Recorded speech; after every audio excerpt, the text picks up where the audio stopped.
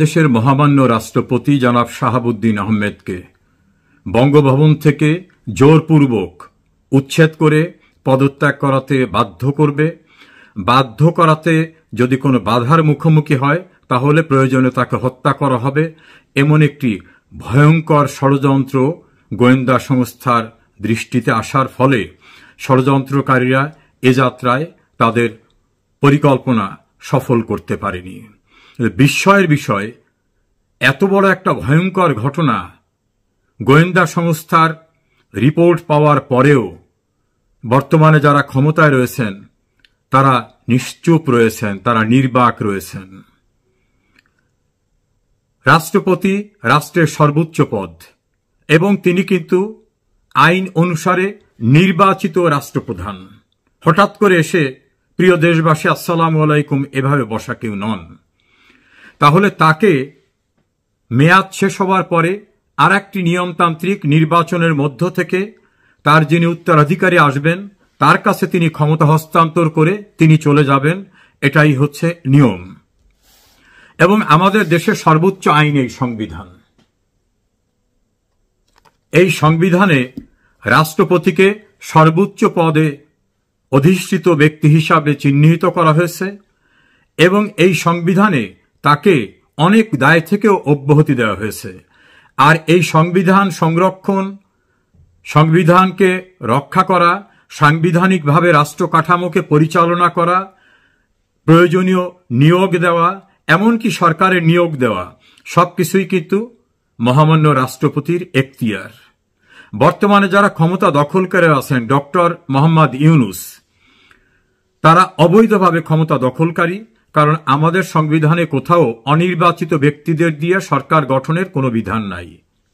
এতদ সত্ত্বেও তাদেরকে যে অ্যাপয়েন্টমেন্ট দেওয়া হয়েছে সেই অ্যাপয়েন্টমেন্টটা কিন্তু অর্থাৎ নিয়োগটাও কিন্তু মহামান্য রাষ্ট্রপতি দিয়েছেন।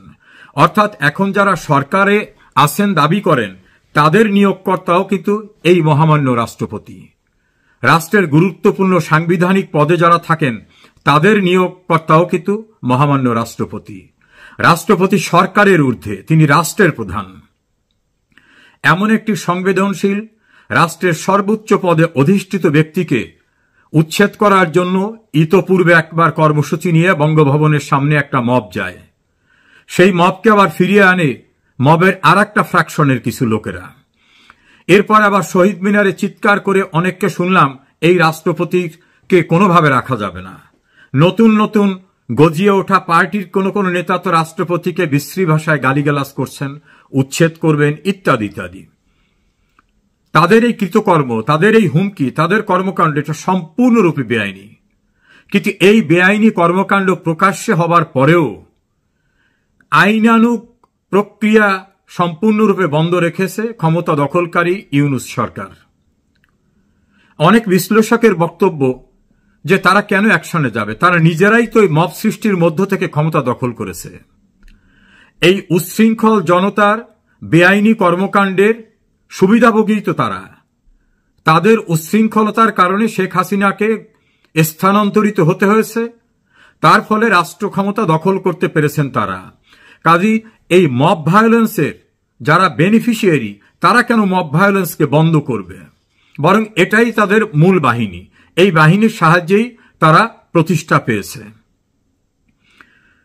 ইতপূর্বে একাধিকবার গেলেও সর্বশেষ অতি সম্প্রতি মহামান্য রাষ্ট্রপতি বাসস্থান এবং কার্যালয় যেটা বঙ্গভবন, সেখানে আক্রমণ করার যে গভীর ষড়যন্ত্র, এই ষড়যন্ত্রে দেশের বাইরে থাকা অনলাইন অ্যাক্টিভিস্টরা জড়িত এবং দেশের অভ্যন্তরে যারা আজকে অবৈধ ক্ষমতা দখল করা বা মব সৃষ্টি করে একটা নির্বাচিত সরকারকে উচ্ছেদ করেছে তারাও এর সঙ্গে জড়িত। এটা বুঝতে আর নতুন কোনো জ্ঞান গরিমার প্রয়োজন হয় না। সেখানে কাকে নতুন করে রাষ্ট্রপতি বসানো হবে সেরকম একটা ঘোষণা এসেছে। আর রাষ্ট্রপতি পদটাকে এরকম চাইলেই যে কেউ দখল করতে পারে? অতীতে এভাবে দখল হয়েছিল দুইজন সামরিক শাসক, জেনারেল জিয়াউর রহমান এবং জেনারেল এরশাদ, তার পূর্বে আবু সাইদ মোহাম্মদ সায়েম। এই তিনজন কিন্তু অনির্বাচিত ব্যক্তি হিসাবে রাষ্ট্র ক্ষমতা দখল করেছিলেন। কেউই কিন্তু খুব শান্তিপূর্ণভাবে বিদায় নিতে পারেননি এবং তাদের এই রাষ্ট্র ক্ষমতা দখলের এই প্রক্রিয়াটাকে আমাদের সর্বোচ্চ আদালত কিন্তু বেআইনি, চরদখল, জবরদখল, রাষ্ট্রদ্রোহিতা নানা নামে অভিহিত করে তাদের ওই সকল সময়ের কৃতকর্মকে বেআইনি ঘোষণা করেছেন। ফলে অবৈধভাবে রাষ্ট্রপতির পদ দখল করা বা সরকারের পদ দখল করা কোনো ব্যক্তিকে আমাদের দেশে আইন কিন্তু কখনো অ্যাপ্রুভ করে নাই, অনুমোদন দেয়নি। বর্তমানে যিনি সরকার প্রধান দাবি করেন তিনি সম্পূর্ণরূপে অবৈধ, কারণ আমাদের এই সংবিধানে কোথাও অনির্বাচিত ব্যক্তিকে সরকার গঠন করার কোনো এখতিয়ার দেওয়া হয়নি। সংবিধানের অনুচ্ছেদ 7(2) বলা হয়েছে যে এই সংবিধানের বিধিবিধানের পরিপন্থী কোনো আইন বা কোনো কিছু করা হলে যেটাই করা হবে সেটাকে বেআইনি হিসাবে গণ্য করা হবে। আর সংবিধানের 7(a) অনুচ্ছেদে বলা হয়েছে যদি কোনো ব্যক্তি এই সংবিধানের যে সকল অনুচ্ছেদ সেই অনুচ্ছেদের পরিপন্থীতে বেআইনিভাবে কোনো কিছু করতে চান, এই সংবিধানকে লঙ্ঘন করতে চান, সমর্থন করতে চান, অনুসমর্থন করতে চান বা লঙ্ঘনকারীকে কোনোভাবে স্বীকৃতি দেন, তাহলে তাদের কৃতকর্ম রাষ্ট্রদ্রোহিতার অপরাধ হিসাবে গণ্য হবে। সেই আঙ্গিকে যদি বলি তাহলে ডক্টর মোহাম্মদ ইউনূস এবং তার পারিষদবর্গ তারা এই সংবিধানের বিধিবিধান ভঙ্গ করেছেন।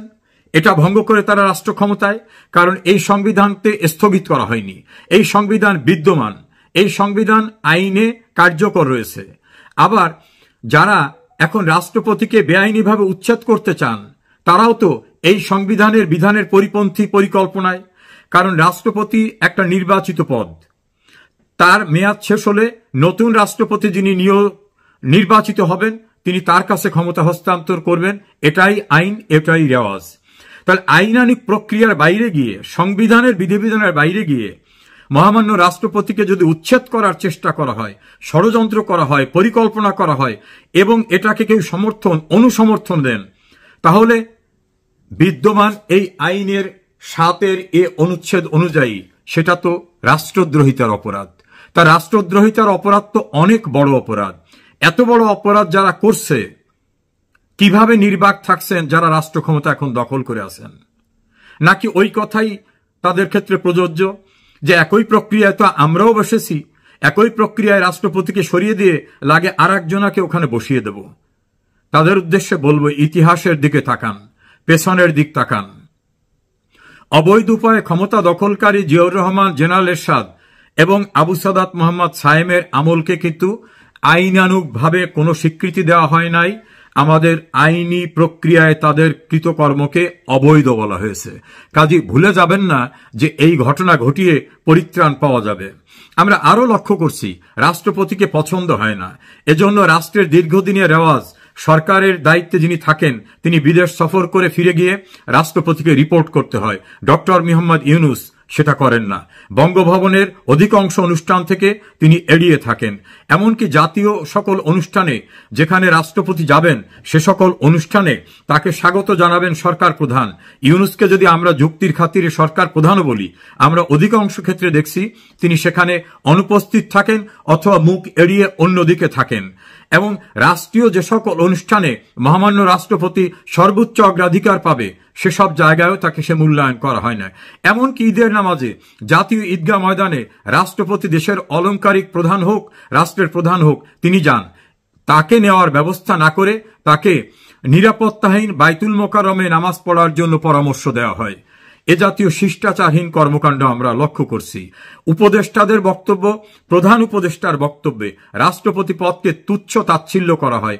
এমনকি chief election commissioner, public service কমিশনের প্রধান বিচারপতি সহ বিভিন্ন ব্যক্তিরা তাদের সাংগঠনিক যে সাংবিধানিক দায়িত্বের জায়গা সে সংক্রান্ত বিষয় রাষ্ট্রপতির সঙ্গে দেখা করে মতামত দেন, তাদের বক্তব্য রাখেন। আমরা দেখছি এখন সেসব জায়গায় মাননীয় প্রধান বিচারপতি, চিফ ইলেকশন কমিশনার সহ অন্যান্যরা দেখা করেন প্রধান উপদেষ্টা ডক্টর মোহাম্মদ ইউনূসকে, যা নজিরবিহীন, ইতিহাসে জাতীয় কোনো ঘটনা ঘটেনি।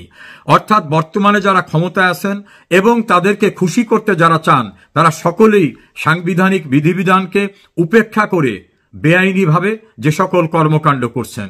সকল বিশ্ববিদ্যালয়ের উপাচার্য মহামান্য রাষ্ট্রপতি, সে সকল বিশ্ববিদ্যালয়ের কনভোকেশন এবং অন্যান্য কর্মসূচিতে কি রাষ্ট্রপতি যেতে পারছেন? আমাদের কাছে তো সেরকম দৃশ্যমান অবস্থা নেই। মহামান্য রাষ্ট্রপতিকে রাষ্ট্রীয় বড় বড় গুরুত্বপূর্ণ কর্মসূচি থেকে দেখা যাচ্ছে? আমরা তো সেভাবে দেখতে পারছি না। বিভিন্ন সূত্রে জানা যায় বঙ্গভবনকে কিছুটা জিম্মি করে রাখা হয়েছে। রাষ্ট্রপতির যে প্রেরোগেটিভ, রাষ্ট্রপতির যে এখতিয়ার, সেই এখতিয়ারও তাকে ব্যবহার করতে দেওয়া হচ্ছে না। এভাবে বিভিন্ন রিপোর্ট আমরা বিভিন্ন জায়গা থেকে জানছি। ভুলে যাবেন না, রাষ্ট্রপতি কিন্তু সরকারের নিয়োগকর্তা। তিনি চাইলে কলমের এক খোঁচায় এই সরকার হিসাবে যারা নিয়োগ পেয়েছেন বলে দাবি করেন তাদের কিন্তু যেমন তিনি নিয়োগ দিয়েছেন তিনি বাতিলও করতে পারবেন।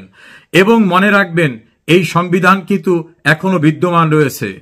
সংবিধানের কোনো বিধিবিধানকে কিন্তু সাসপেন্ড করা হয়নি। আর নতুন করে জুলাই চার্টার বা অন্য কোনো নামেও যদি কোনো কিছু করতে চান, কোনো আইন কিন্তু সংবিধানের ঊর্ধ্বে আসবে না।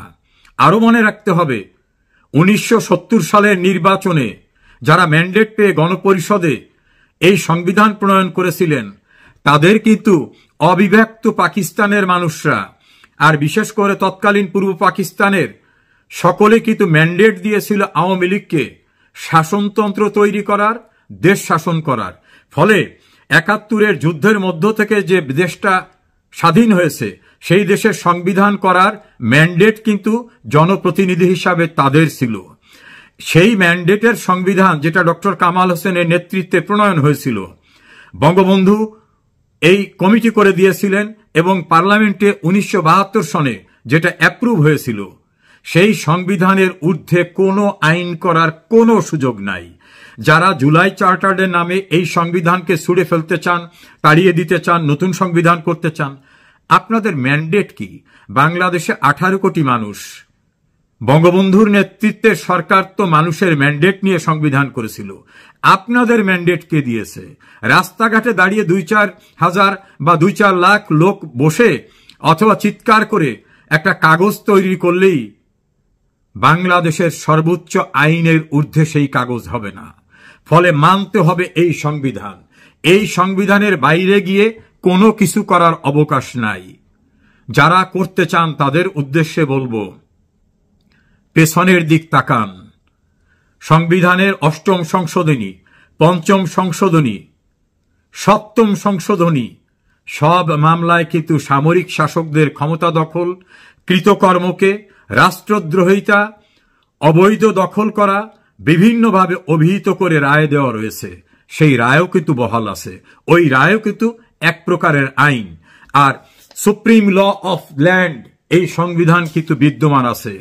যারা মহামান্য রাষ্ট্রপতিকে হত্যা করতে চান, উচ্ছেদ করতে চান এবং এই সকল ঘটনা জানার পরেও রাষ্ট্র ক্ষমতায় থেকে যারা এগুলোকে কোনো ব্যবস্থা না নিয়ে প্রকারান্তরে সমর্থন করছেন, তারাও কিন্তু সংবিধানের 7-এর এ ধারার 7-এর এ অনুচ্ছেদের অপরাধে অপরাধী হবেন।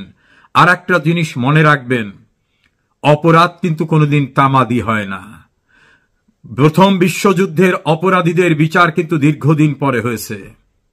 বঙ্গবন্ধুর খুনিরা দাম্ভিকতা করে বলতো ইন্ডেমনিটি অর্ডিন্যান্স আইনে পরিণত করে আমাদের মুক্তি দেওয়া হয়েছে। কোনো কিছুতেই কিন্তু তাদের রক্ষা হয়নি। প্রায় 36 বছর লেগেছে বঙ্গবন্ধু হত্যাকাণ্ডের চূড়ান্ত বিচার এবং সবকিছু সম্পন্ন হতে। সম্পন্ন কিন্তু হয়েছে, দাম্ভিকতা কিন্তু চূর্ণ হয়েছে। এখনো যারা রাষ্ট্রপতিকে হত্যা করতে চান, বঙ্গভবন দখল করতে চান এবং যারা নির্বাচিত সরকারকে উচ্ছেদ করেছেন অসাংবিধানিক উপায়ে, তারা কিন্তু সংবিধান বহির্ভূত কাজ করেছেন।